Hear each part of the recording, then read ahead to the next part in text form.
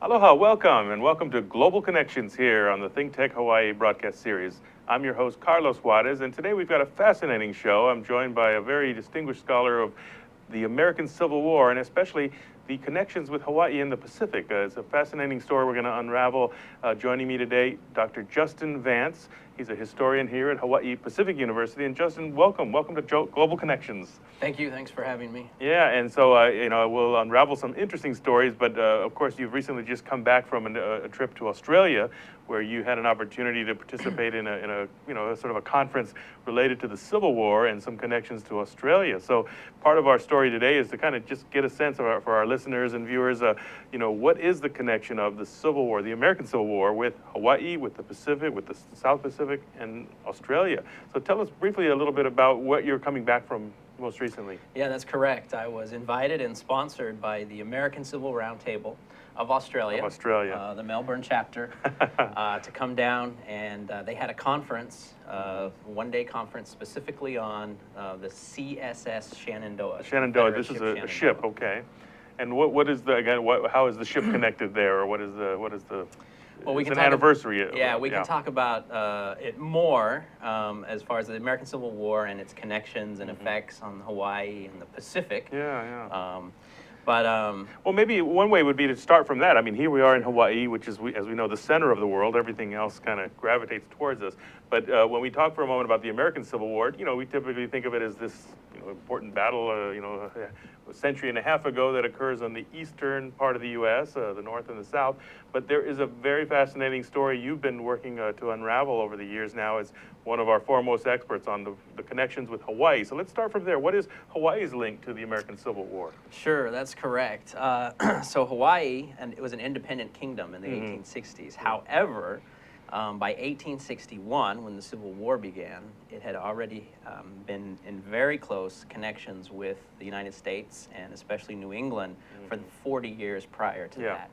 So the whaling fleet from New England used Hawaii as their headquarters, their home port in the Pacific, if you will, and operated from there. These whaling voyages would last 3 to 5 years. You also have a very strong cultural connection through the missionaries. The missionaries who came here, of course. Who come. And so culturally and economically, for 40 years, Hawaii has a lot of ties to the United States. And so when Civil War breaks out in the United States, Hawaii feels it much the same way as many places in the U.S. felt it. So in other words, our connections for Hawaii, we know them today to be particularly strong with Asia and the Pacific region, but here we've got a long track of connection into the U.S. and the Civil War suddenly forces that. But even more to the point, you've got connections that bring people together. And even, again, a story, maybe tell us a little bit about this. What kind of links of actual people from Hawaii, Asians, and otherwise Pacific Islanders that are involved in the Civil War itself? Sure. There's going to be sort of a diplomatic and an economic and a social impact on Hawaii, but then there's also individuals from Hawaii. So we know of 119 people born in Hawaii that served in the armies and navies of the Union and the Confederacy. Yeah, interesting. Was the breakdown in any way even or more on the Union side? It is more on the Union side, but both sides. But more on the Union side. Basically, because of the New England influence, there's more that go and serve on the Union and the whaling side. trade, of course, the whaling trade, ties. but also on the Confederate side. And yet, it's a story that kind of went buried for a long time. People didn't know of it, even here in Hawaii. It's relatively new that it's kind of getting a lot of attention. That's correct. So I started working on it about 2001, and a lot of people then thought I was crazy, but especially the last 5 years or so, people are very interested. It's also been the sesquicentennial of the American Civil War, the 150th anniversary. So the time to reflect. And so we've really, and I have some other colleagues in the community that have also worked on these topics, and the Civil War had a big impact on Hawaii, and Hawaiian people had a big impact on the war as well. And because it is a story that maybe is not as well known, I mean, for someone who's interested in history, it's a great opportunity to, dig up and kind of figure out what are the details. So maybe speak a little bit about that. I mean, where would you look for, where would you find the kind of information you need to tell that story? Well, and these memories of these people's service in the war had been forgotten. You will find in the history books, so the demise of the whaling industry and the growth of the sugar industry, that was known about, maybe not mainstream, but historians had pointed that out. But the service of these individuals who went to fight and came back was almost completely forgotten until we started digging it back up.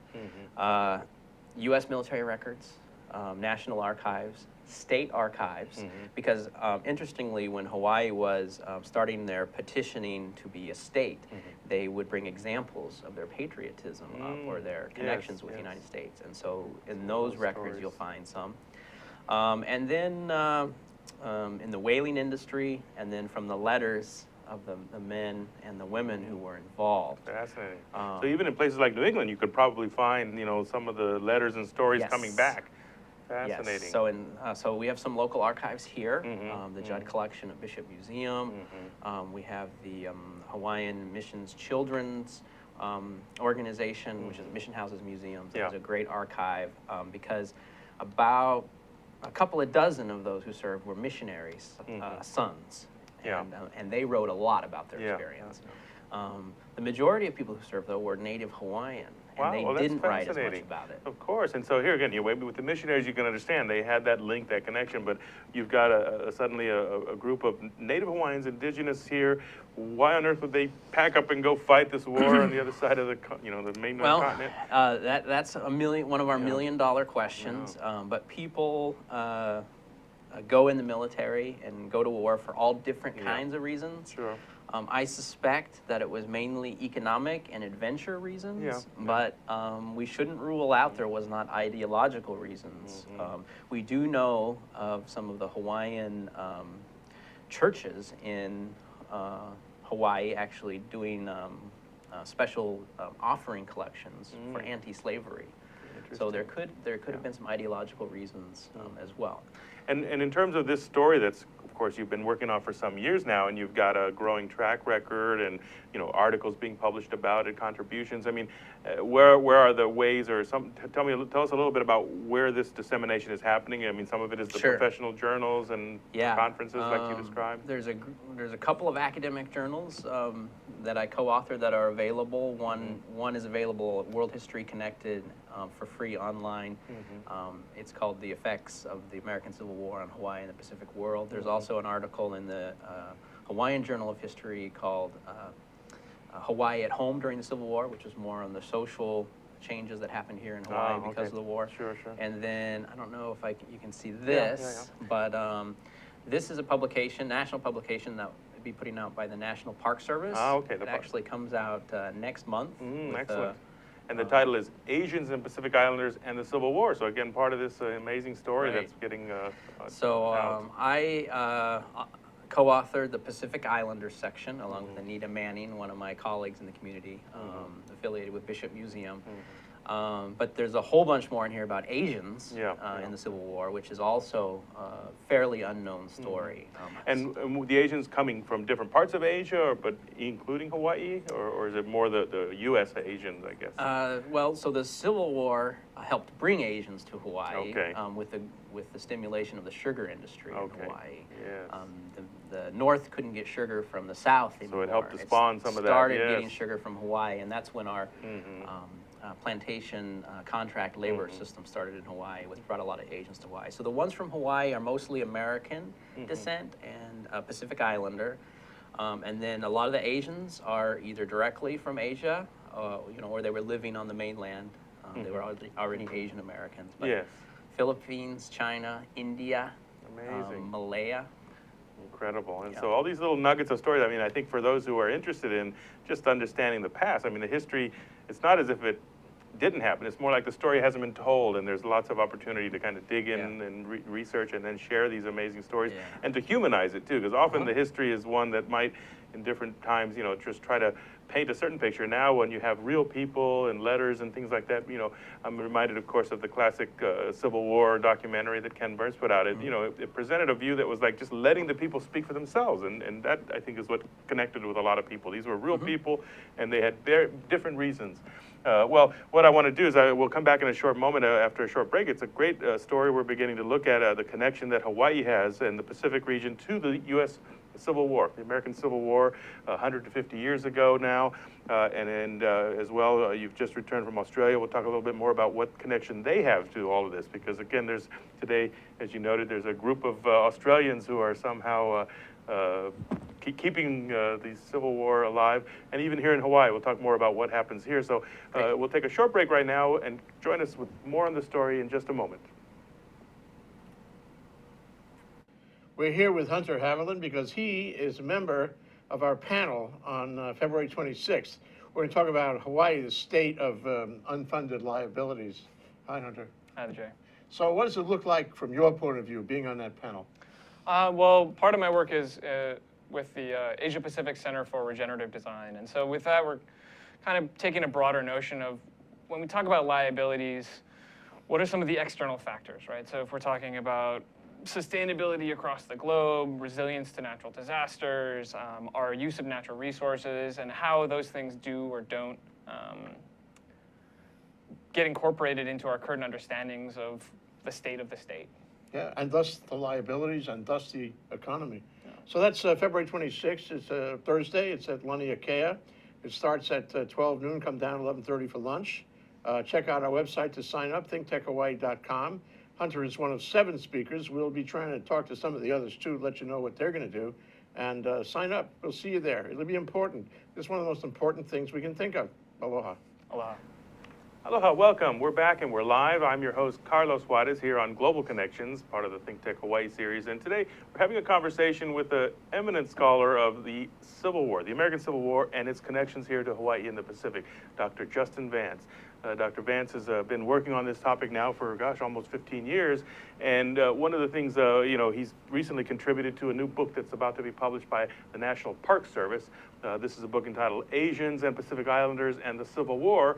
And perhaps if you can tell us a little bit more. This is about to come out in the next month. A very prominent, lots of great pictures and stories. But give us a couple of nuggets of what's in it. Sure. It's part of a 3-part series that the National Park Service is doing. So it's the 3rd installment. The first one was American Indians. The second one was Hispanics in the Civil War.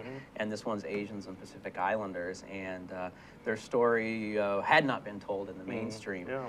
And some people knew, there were some that served, but what this book tries to do is focus on the individual stories of the ones that we have stories on. Yes. Now it's a challenge because there wasn't as many letters going on, partly for economic reasons, maybe partly for literacy, but probably more because pencil and paper were expensive, right? And but there's a few that we do have the stories on. For whatever reason, it was recorded in certain regimental histories by others in the regiment. And so there is a little biography of the over 100 Pacific Islanders, we have 5 that are more biographies that tells their full story. Excellent. And what are some things that come out? I mean, any interesting puzzles or just... Well, one individual whose story is in there, and we know more about him because one of his descendants is still with us today in Hawaii, his great niece, Edna Ellis, who's been one of our inspirations in the scholarship and some of the work we've done. Yeah. And he was in the Union Navy. He was a Hawaiian. And he served in 1864 and 1865, and then returned to Hawaii. It took him 12 years to work his way back to the islands. And he received a pension from the United States government for his Civil War service from 1897 to 1906 when he died. And those kind of records, there would be a record of that shows his being on So we got his pension record from the National Archives, and the pension records are very rich in the information that's available. Another individual, J.R.K. Aloha, is another example, and he was serving in a colored unit. Hawaiians, depending on their skin tone, sometimes they were able to fall in with white units, oftentimes with colored units they were organized into. And he was written about by another individual from Hawaii who was an officer, General Samuel Chapman Armstrong, who was the highest ranking individual born in Hawaii that served in the war. He became a general, and he recorded his encounter and some information about Kealoha, who would have been serving under some anglicized name that we don't know about. Interesting. A couple of the stories. Amazing, and again, it's just the richness of this war. Of course, it was such a profound impact on our nation, but it involved really every part of our country, even far places like what was at that time, but even before it became a territory, it was connected to our economy. and they had a contributing role, and very Right. interesting. That's right. Civil War was a major conflict from a world perspective as well. Yeah, So yeah. although it's Civil War going on in the United States, there's a huge naval component Yeah, of the war as well, trade components, and so it affects many parts of Yeah, the world. yeah. No, and parts that we might know. I mean, I'm not as expert in the area, but I know like the involvement of the French, of course, the British and their role. But here, again, we're recreating a better understanding. What is the role in this part of the world, the Pacific Islands and Asia?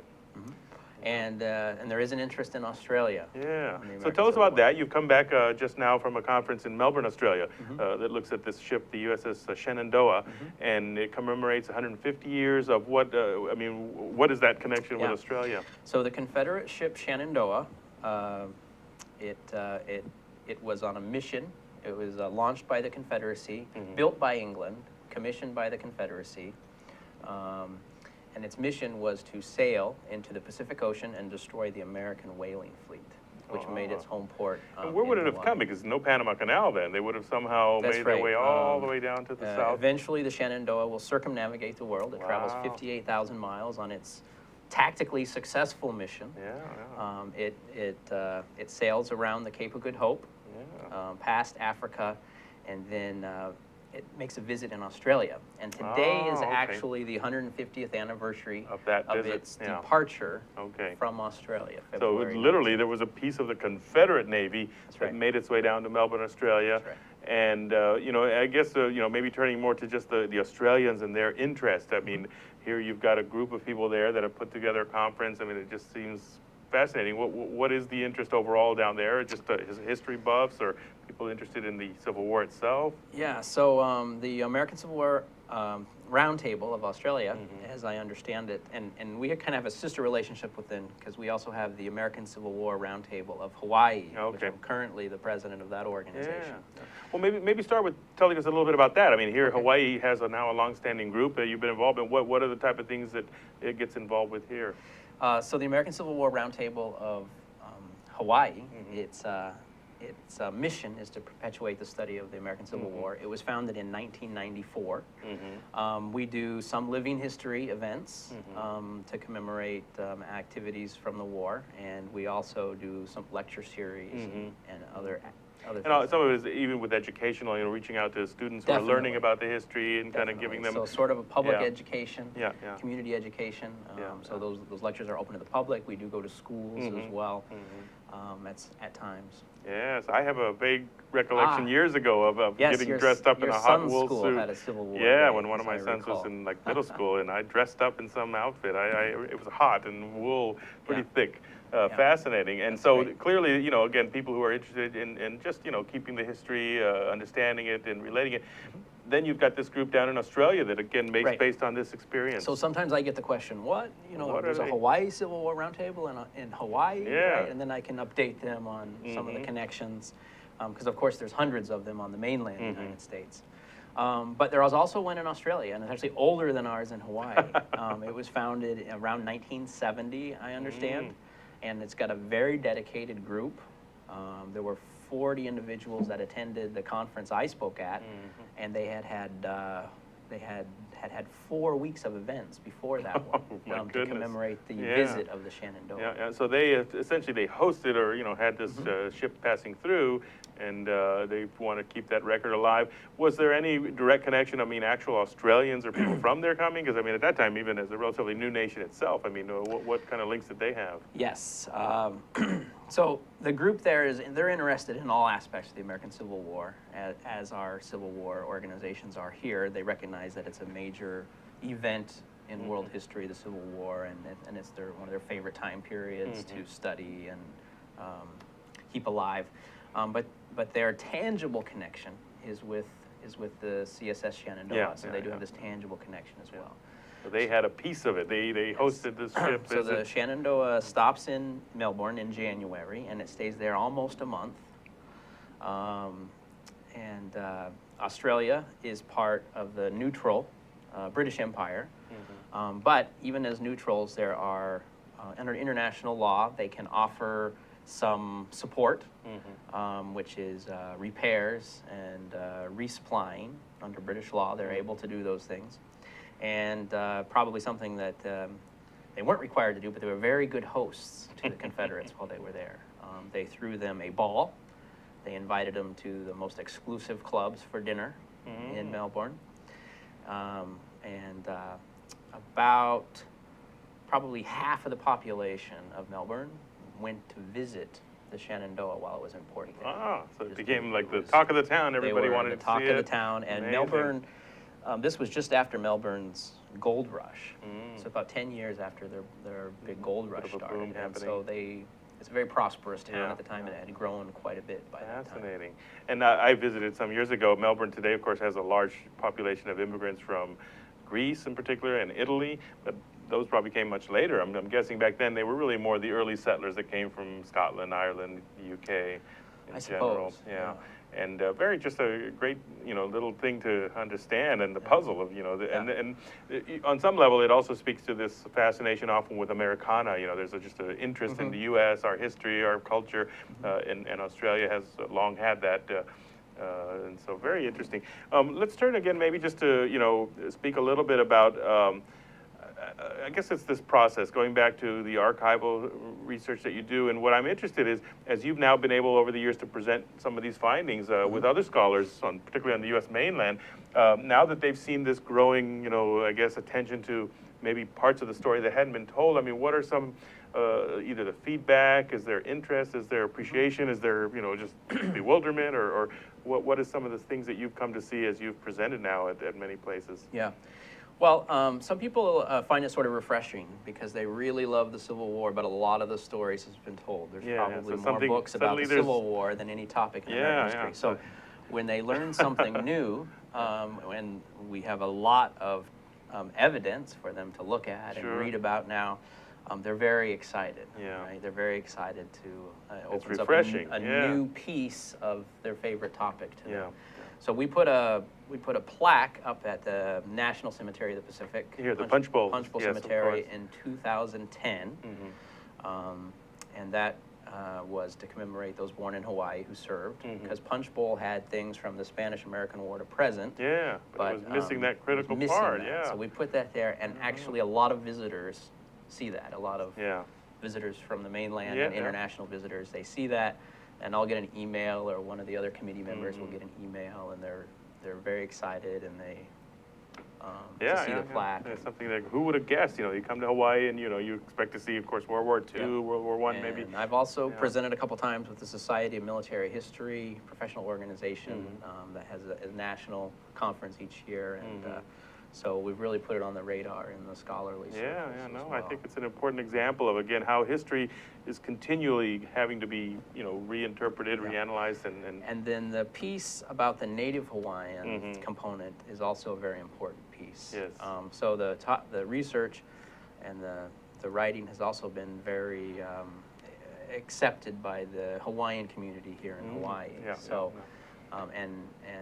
It's also good for the schools here in Hawaii, because part of the United States, all the public schools are required to teach about the U.S. history and Civil War, and this really gives them a personal connection. Sure, to rather it than this as well. abstract thing that happened far away. Hey, there was actually a link here, and there was a connection that that obviously makes it more a little bit more real. Yeah. Very interesting. And then I'm just intrigued because I've always been obviously an eager consumer of history myself, but we don't always appreciate some of either the painstaking process, the details, and the kind of challenges of finding this stuff, because some of it is, again, passed on through oral history, archives, and telling those human stories is what's critical. Yeah, it's especially hard. So I say there's 119 that we've identified, but there are surely more, because what makes it very difficult is normally these gentlemen didn't serve under their real names, right? Hawaiians, well, first of all, they have Hawaiian names, and they normally at this time period only had one name. Yeah. So usually they take a first and a last name that is made up, a nom de guerre, or name of war, that they enlist under. Yeah. And so that makes it a little trickier, just to confirm their actual identity. that's right. Now, a lot of times their birthplace was recorded as the Sandwich Islands, as it was normally referred to at the time, which wasn't the official name at the time, but a lot of people called it that, or something else. Sometimes the island's name, Oahu or Hawaii or Maui, sometimes spelled a very funny way. Maui, M-O-W-E-E, would not be uncommon. Interesting.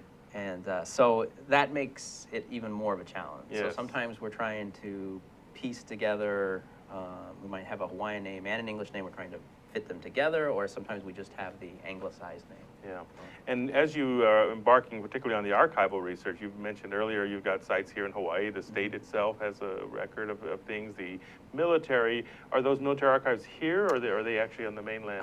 The military records can be with the National Archives, usually in Washington, D.C. Some of them are available online through different, through the National Archives directly or through different services. There's some records in California, because some of the families or Hawaii had a lot of connections with San Francisco at the time. So San Francisco, New England, Washington, D.C., there would also be some archives available there. And then the Veterans Administration oftentimes has Civil War records still instead of the National Archives. Because if a veteran or his family members lived past 1929, their files were transferred over to the VA, and unless somebody, took the initiative to transfer it back, they're still with the VA. Might still be there.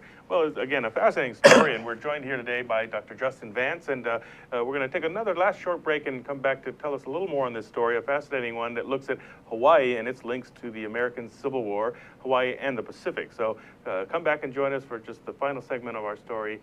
We'll be right back. Aloha, I'm Hunter Hevelin, host of Sustainable Hawaii here at ThinkTech Hawaii.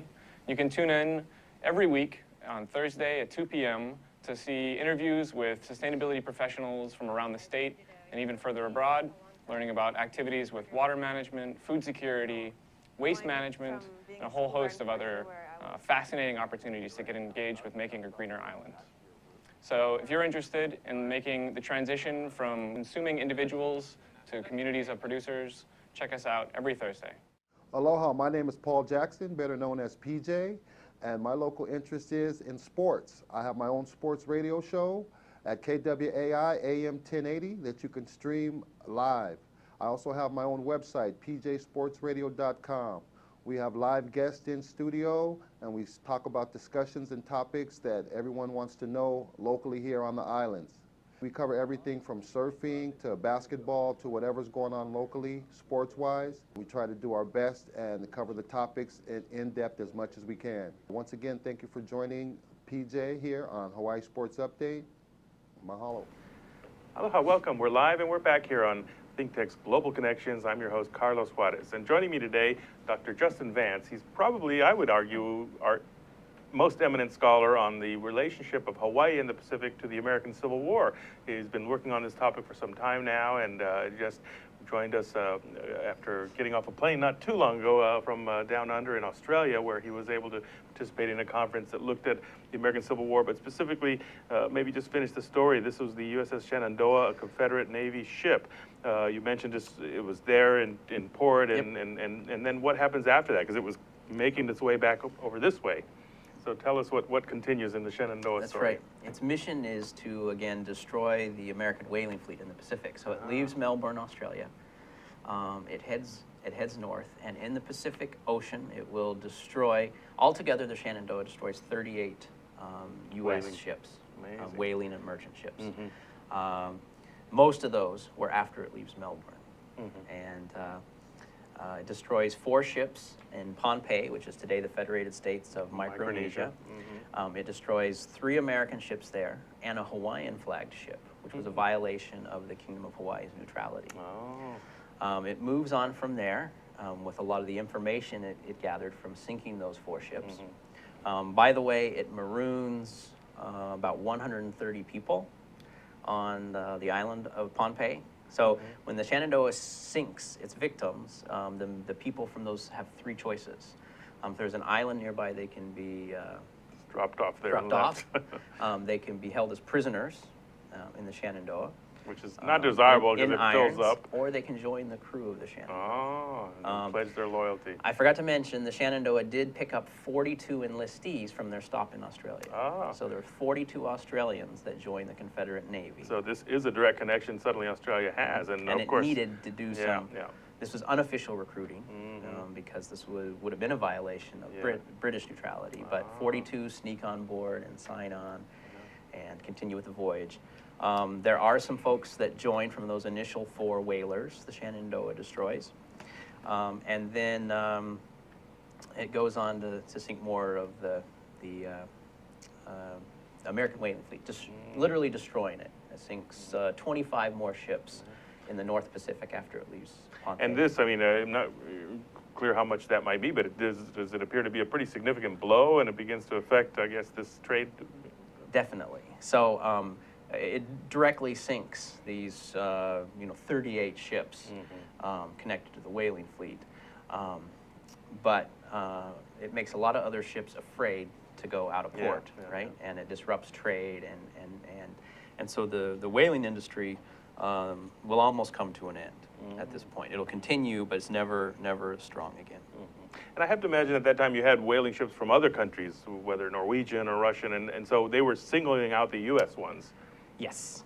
So if they came across a Russian whaler or something like that, then they would not sink them. But the majority of the whalers in the Pacific at this time period were American. And of course, for those of you that don't know, whales were so important for the oil. Right? This is where oil came from in the 1860s, before we really started getting that out of the ground. That's right. So it's an important resource, even back then. 10 Hawaiians joined the crew of the Shenandoah. So along the way, they would end up picking up some. Now, did the Shenandoah actually come to Hawaii itself, or was it just killing it along the way? It did not. Four of those 38 ships that it captured were bonded, which means instead of sinking them, the Confederate ship took the ship, they loaded as many of the prisoners that they wanted to parole as they could get on board, and they sent that to the nearest port.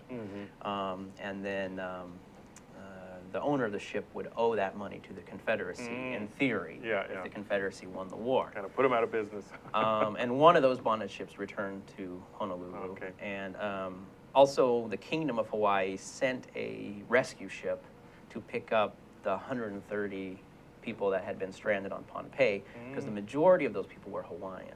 Oh, so on these American, remember, one of the ships there was Hawaiian, but even on the American whaling a lot of the ships, crews were actually from Hawaii. it wasn't uncommon for the majority of the crew to be Hawaiian, because again, Hawaii was their home port, and Hawaiians were great sailors.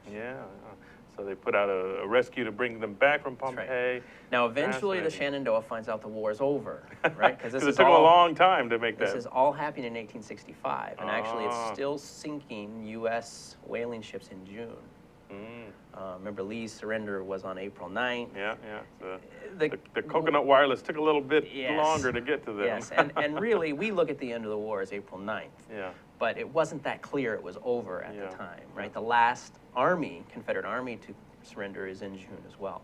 But August 2nd is when the Shenandoah gets clear information, the war is over, and it starts sailing back. And afraid that they might be hung as pirates, they actually return the ship to England, Liverpool, England. And just literally turn back around all the way around the Cape of Good Hope? They go back around Cape Horn. Oh my goodness, And in those days it took a long time. And they make it to Liverpool, England, and they surrender the ship on November 6th, 1865. Wow. So the true last Confederate command to surrender is November 6th, 1865. Again, another fascinating nugget of the history, and it, it really places the Civil War in this real global context that we don't typically associate. We think it's just these battles happening there in the East Coast, but obviously a real global link, a global connection going on there. Fascinating story, and I think what's very vital is the ability to really bring out this human element of who are these people. They obviously represented the vast array of social groups and peoples, and the stories as well. The history has to be told by what people said and letting them speak for themselves. And I just think, for those many of our listeners who are either interested in this, let's make sure and mention one more time, this is about to come out, published, a new book coming out by the National Park Service, Asian and Pacific Islanders and the Civil War. Yep, and this is the promotional brochure. Yeah, The so full it's just book's a little about flyer. 230 pages, has excellent graphics Yeah, as well. yeah. It'll No, be it- available through the National Park Service. No, so. yeah, so I'm sure a quick Google of this, Asian and Pacific Islanders and the Civil War, and you'll be able to have a great story that helps to kind of fill a gap, because again, the Civil War, vital for our understanding of our nation and the country as a whole, but an important connection here to Hawaii. And, you know, as I'm reflecting as we, you know, finish our dialogue today, it's been great to learn about this, and I'm wondering, you know, when I think more about our young populations, I mean, we often struggle with people aren't reading enough, don't know their history, and yet you need to. When, you know, have you had opportunities as you tell stories about these things with younger educational, you know, institutions, students? I mean, what are the kind of ways that you try to inspire them or get them to think about history itself and why it's important? Yeah. Any thoughts on that? Yeah, well, again, this particular body of work, and this is written toward an 8th grade reading level, so it really is aimed at middle and high school age. So, especially here in Hawaii, the U.S. history and American Civil War has to be studied, and this really gives them a connection of what the Civil War had to do with them and their story. Yes, yes. And also, again, it personalizes it, it humanizes it, it makes a connection that can make it more real, because, you know, you can study this faraway places, it doesn't connect you in the same way to know that this person, you know, so-and-so who grew up in Maui or whatever, that I think makes it all the more relevant. Well, I'm very fascinated by this, and you know, we've also unraveled, as you've just come back from Australia, the connection that Australia has with our American Civil War. Maybe a question would be, are there any other parts of the, you know, of the globe that we aren't aware of that had some kind of links that you're, you know, you can maybe just... Well, that's a really big question. Yeah. As you mentioned, England and France earlier. Yeah, the European powers, of course. Which both have a lot of diplomatic intrigue going on over the war. Yeah, I'm sure weapons and other, you know, there are certain populations in those countries that are very pro-North, that are very, you know, interested in democracy and labor movements and things that that are opposed to slavery. You have. Well, I'm sure, I would imagine, because what you're feeling is a void, and really, you know, as you mentioned, the 3-part series, this looking at the Asian and Pacific Islanders, Hispanics. What was the first book itself on? Was it African American Indians. Oh, American Indians. Because what I was getting at is, I think the story of African Americans, you know, we've had some of that, and I'm sure that continues to unravel. I'm reminded of the classic movie, you know, with Morgan Freeman on Glory, which portrays, again, some of the colored units that were fighting there. So the story of African Americans, because they were deeply involved in it. I would guess there might even be some links with Africa itself and groups that, you know, may have. There are also Mexico, Brazil after the war. There's still a Confederate community in Brazil. Fascinating. And of course, with our communications today, you have ways of, you know, those communities can now continue to link. And I mean, for the Australians to reach out to you is a good example where, you know, you've had this opportunity to go back, and I'm sure for them it was quite exciting to receive an actual historian of the Civil War coming from Hawaii to share some of your expertise there. Well, Dr. Vance, Justin Vance has joined me today, and I'm you know, grateful for this opportunity to help learn more about the American Civil War and the links it has with Asia and the Pacific, and to tell a story that, again, gives us a good way to, well, a refreshing perspective. So for all of our listeners, I want to just thank you and appreciate your valuable contribution to our understanding of this region of the world and the important connections it brings for our listeners. Thank you for joining us again on another episode of Global Connections. We've had a great conversation learning about the American Civil War and links with Hawaii and the Pacific. So thank you so much. Okay, thank you. Aloha.